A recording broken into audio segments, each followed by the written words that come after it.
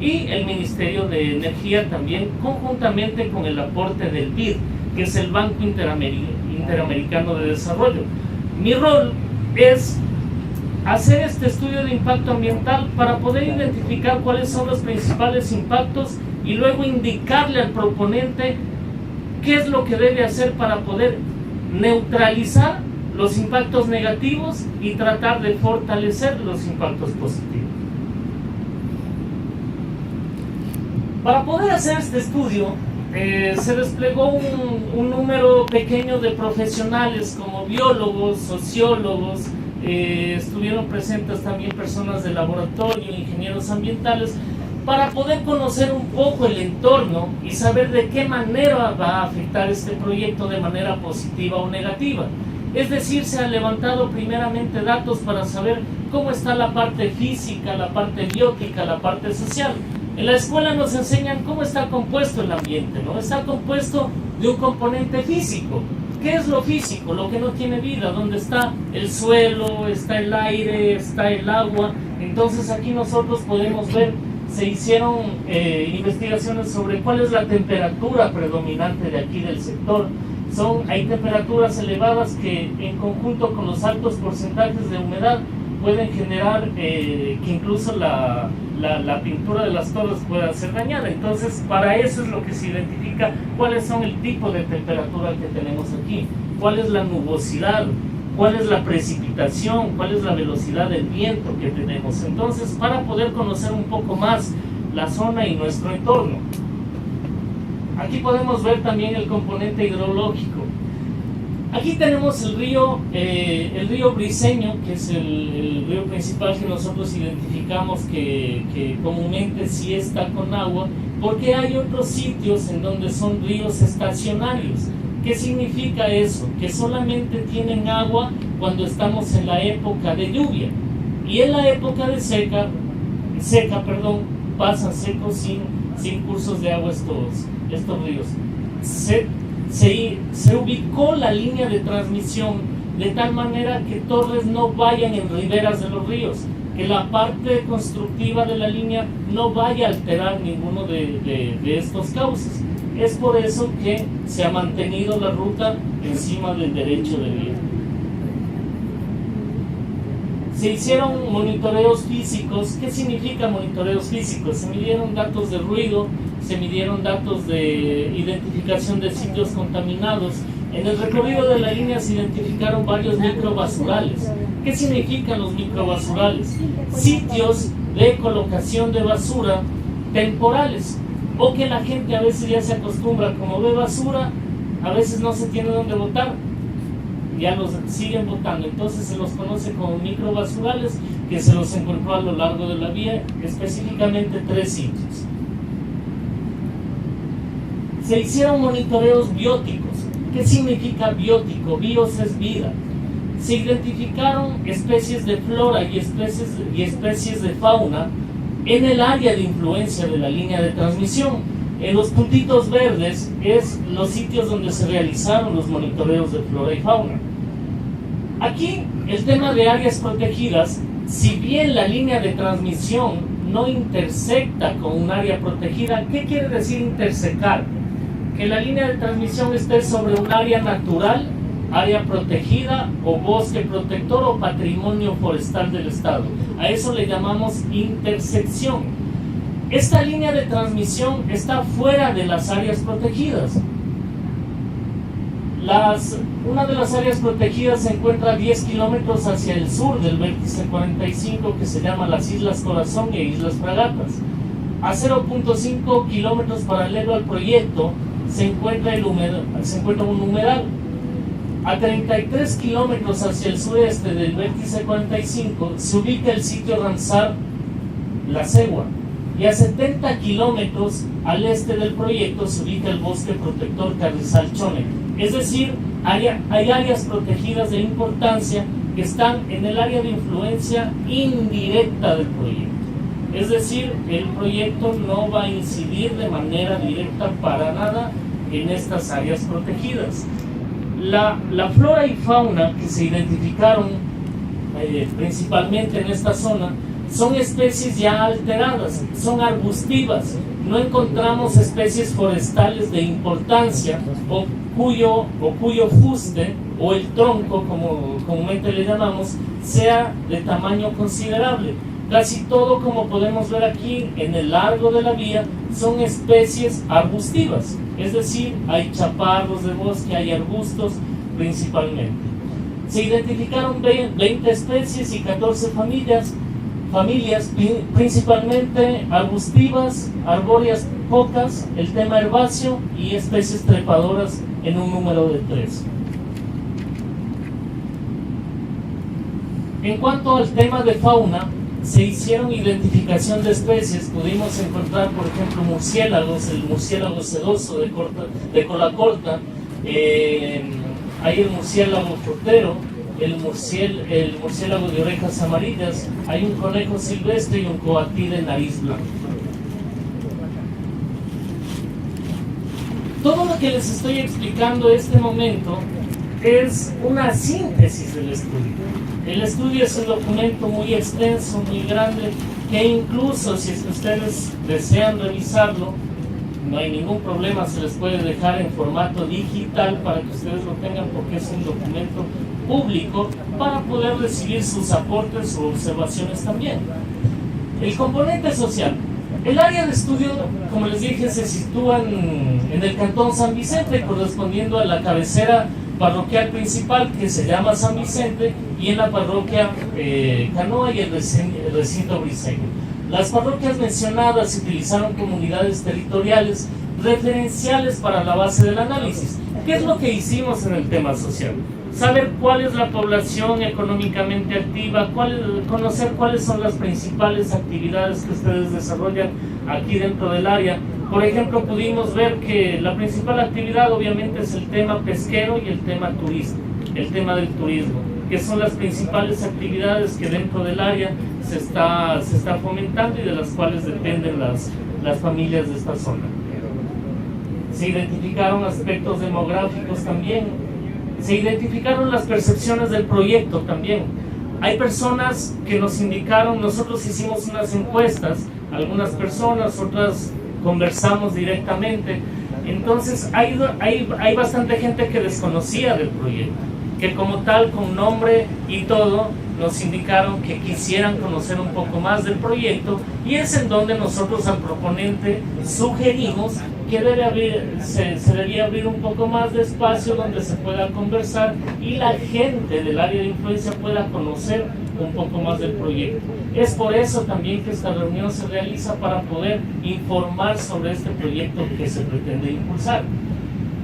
Hay algunas personas que ven en forma positiva el proyecto respecto al impacto que va a generar a nivel regional, porque al no haber este proyecto no va a haber servicio eléctrico en ciertos lugares del mapa que vimos al inicio, que corresponde a la parte del norte de Manabí. Nos sugirieron que se haga conocer cuáles son los impactos ambientales negativos que generaría el proyecto, para poder conocer qué tan significativos son respecto al tema social, respecto al tema biótico y al tema físico también. La evaluación de impacto ambiental. ¿Cuáles son los principales impactos que nosotros identificamos se van a generar por parte del proyecto? Primero, el aspecto paisajístico. El hecho de poner unas torres en un sitio donde antes no existía esta línea de transmisión es un impacto negativo al paisaje. ¿Por qué? Porque es lógico que estamos alterando al paisaje natural. En este caso, el impacto es negativo, pero no significativo, porque ya estamos poniendo las torres sobre un área intervenida, que es la vía. Antes de que haya la vía, tenía un paisaje. Ese fue alterado por la apertura de la vía. Es decir, de igual manera se está afectando, se está impactando, pero ya se está poniendo el proyecto sobre un área ya impactada. Esta línea antes se encontraba en la parte superior del taludo o de la colina que nosotros tenemos acá. Ese sí era un impacto mayor, porque ahí tenemos vegetación y las torres y la línea de transmisión estaba asentada hace varios años ahí. En el tema de niveles de ruido, mientras dure la fase constructiva van a haber afectaciones de ruido. ¿Por qué? Lo que les explicaba hace un momento, va a haber golpeteos de estructura, va a haber movilización de estructura. Mi señora, con todo respeto, para poder hablar todos y luego, si estoy por terminar, ¿les parece? Les pongo en consideración. Termino de hablar y luego abrimos un foro de preguntas y respuestas para que nos hagan las preguntas que ustedes tengan y de inmediato vamos respondiendo. Por favor. Pero no olvídame lo que le tenía que decir. No, con gusto, porque si no se nos... Ya estamos por terminar. Entonces, este impacto de ruido es temporal. Va a durar, es mínimo, mientras dure la fase constructiva y se neutraliza cuando ya se acabe la construcción.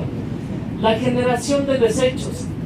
Esta construcción, como toda construcción, va a generar algo de escombros, va a generar desechos también, los cuales deben ser gestionados de una adecuada manera y no pueden ser dispuestos en lugares que no sean autorizados. La alteración de la vegetación y la fauna. En este caso va a ser mínimo porque solamente van a ser temas arbustivos que ya han sido alterados con anterioridad por el tema de la vía. No va a haber sitios nuevos de deforestación o sitios donde se vaya a hacer retiro de la capa vegetal de importancia. Va a haber empleos directos e indirectos. Aquí también este impacto es positivo, pero también temporal, que va a durar mientras dure la etapa constructiva de la línea. Obviamente se va a necesitar mano de obra no especializada, de preferencia de la zona, para poder hacer el tendido eléctrico y la construcción de esta línea de transmisión. Pero no es un impacto permanente, porque se acaba la fase constructiva de la línea y ahí termina ya también este impacto positivo. Entonces es un impacto positivo, no de intensidad alta, sino de intensidad media. Tenemos el tema de cambio de uso del suelo. En este caso, el uso del suelo, ¿cuál es actualmente? La vía. Ahora, el ancho, como les expliqué, la franja de servidumbre de 16 metros, va a cambiar ese uso de suelo a franja de servidumbre exclusivo de la línea de transmisión. Una vez identificados estos impactos ambientales, que son los comunes en una línea de transmisión, nosotros proponemos un plan de manejo ambiental. ¿Qué es el plan de manejo ambiental? El plan de manejo ambiental es el documento en el que va a contener los programas y medidas que el proponente debe implementar para minimizar o neutralizar los impactos ambientales negativos y fortalecer los impactos ambientales positivos. Este documento, una vez que sea aprobado por el Ministerio del Ambiente, se convierte en un documento de estricto cumplimiento, que si no se cumple, puede ser incluso retirada la licencia ambiental por parte de la autoridad ambiental al proponente. Es decir, este estudio, al primer año de aprobación, debe realizarse una auditoría ambiental de cumplimiento, que es decir, tiene que verificarse que este plan de manejo ambiental se haya cumplido. Por ejemplo, tenemos el programa de prevención y mitigación de impactos. Si va a haber generación de ruido que posiblemente va a afectar a los trabajadores, ¿cuáles son las medidas de mitigación?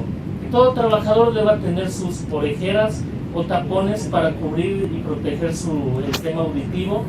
Hoy han visto que todos los trabajadores cuentan con su equipo de protección personal. Antes, ¿cómo se hacían las obras públicas? Los trabajadores comúnmente salían con su ropa de casa, trabajaban con esa ropa y luego retornaban a sus hogares con la misma vestimenta.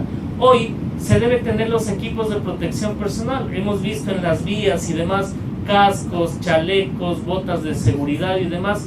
Eso es un requisito indispensable para todos los trabajadores que vayan a participar de esta obra.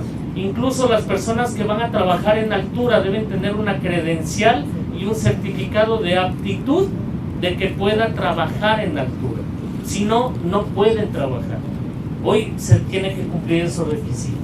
En el tema de polvo, por ejemplo, si es que se va a generar polvo por el movimiento de tierras y demás, debe haber, por ejemplo, han visto en la vía que si es que se está construyendo, atrás pasa un tanquero tirando agua. Eso es para mitigar un poco el tema de la generación de polvo. El programa de manejo de residuos. Ningún escombro o ningún residuo puede ser botado en una quebrada, puede ser botado en un río, peor aún sin autorización.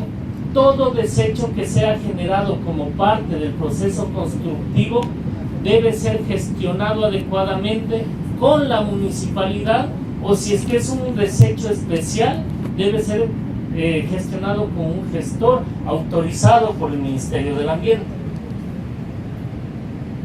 El plan de comunicación y educación. En este plan, primeramente se realiza una capacitación a todo el personal respecto a las medidas ambientales que debe tener en cuenta y de seguridad industrial al momento de la construcción de la obra. Va a haber programas de capacitación con la comunidad y de relaciones comunitarias. ¿Qué significa relaciones comunitarias? Significa que se abran espacios de diálogo con la finalidad de socializar primero el arranque de obra.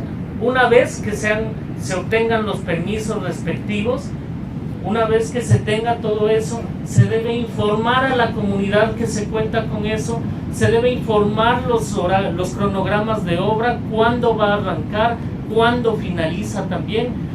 Las relaciones comunitarias no es más que una relación de buena vecindad entre el proponente del proyecto y los beneficiarios del mismo.